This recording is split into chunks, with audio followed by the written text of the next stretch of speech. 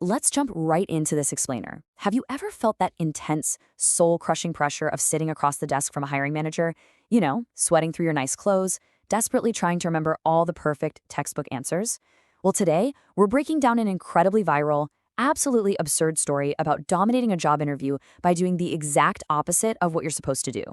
Get ready, because we're looking at a scenario where literally all the standard corporate rules get thrown straight out the window. The setup here is perfect.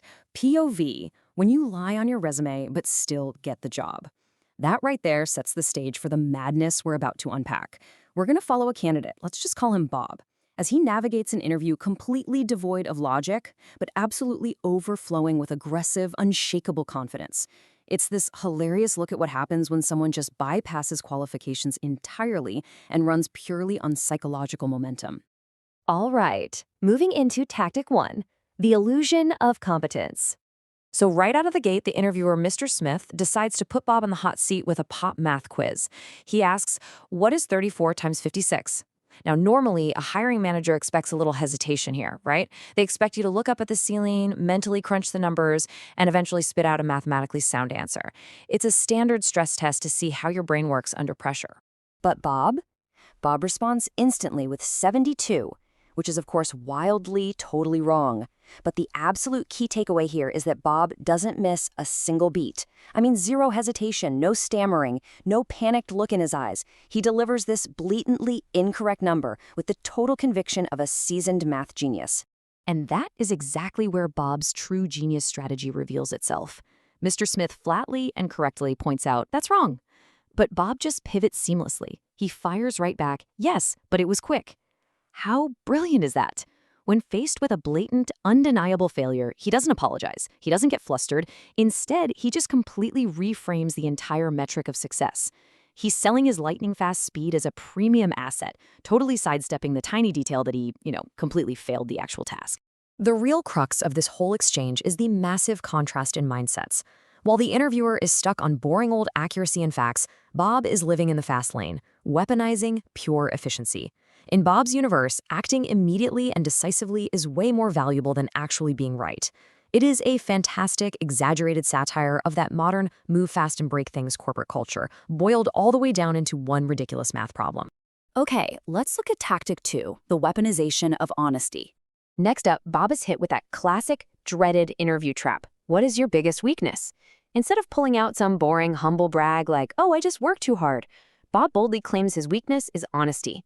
But here, honesty isn't a virtue. It's a strategic tool he uses to completely strip away his mental filter and establish total dominance. Obviously confused by someone claiming a positive trait as a flaw, Mr. Smith says, I don't think that's a weakness. And the sheer thug-life energy of Bob's response is just incredible. He immediately fires back, I don't care what you think. Boom! He proves his absolute brutal honesty by totally dismissing the interviewer's opinion right to his face. He doesn't bother explaining his weakness. He demonstrates it in real time. It completely shatters the normal interview dynamic. Suddenly, the interviewer isn't the one with the authority anymore. He's the one getting bluntly shut down. Which brings us perfectly to tactic 3, the ultimate boss move. This brings us to the climax of the story, triggered by that ultimate cliché question, where do you see yourself in 5 years? Bob looks at the man interviewing him and outlines a distinctly hostile timeline. Minute 0, the interview begins. Year 1, taking Mr. Smith's chair. Year 5, becoming the boss. He is sitting across from his potential future employer, calmly and confidently explaining that his main career goal is to completely eliminate and replace him. And the outcome of this psychological warfare? It's completely absurd. Step 1, Mr. Smith gets genuinely scared. I mean, the sheer audacity and unfiltered ambition completely breaks his resolve. Step 2, the intimidation tactic works so flawlessly that it terrifies Mr. Smith into actually hiring Bob on the spot. And not as an employee, but to take over as his superior. Bob literally walks into an interview for a job and manages to walk out as the boss. Finally, we hit the comedic outro. Matching the unapologetic, demanding energy of the story we just unpacked, the source material leaves us with a very forceful call to action. We're channeling Bob's energy here. Don't ask nicely, demand it. Make sure you subscribe to this channel, drop a like, and share this masterpiece with anyone who desperately needs a radical new interview strategy. As we wrap up this explainer, I've got to leave you with one final thought. We just watched Bob weaponize speed over accuracy, deploy brutal honesty, and use pure intimidation to win the day. But it really raises the ultimate question. Is the secret to success really just wild, unfiltered confidence? And more importantly, would you ever actually have the guts to try Bob's strategy yourself the next time you're in the hot seat?